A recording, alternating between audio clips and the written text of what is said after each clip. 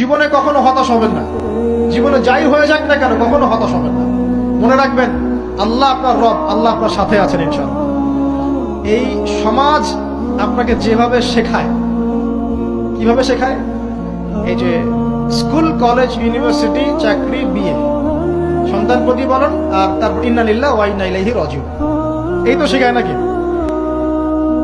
সবসময় মনে রাখবেন যে আল্লাহ রাব্বুল আলামিনের পরিকল্পনাই আপনার উপরে সবচেয়ে বেশি অগ্রাধিকার যোগ্য, সমাজের পরিকল্পনা নয়।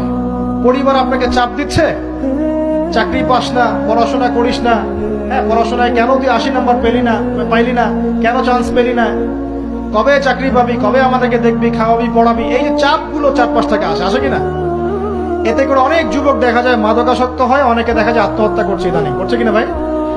এই শব্দটা থেকে আমি এই পয়েন্টটা আজকে লিখেছিলাম যে ভুলেও আল্লাহর প্রতি বিশ্বাস এবং তাওয়াক্কুল হারাবেন না।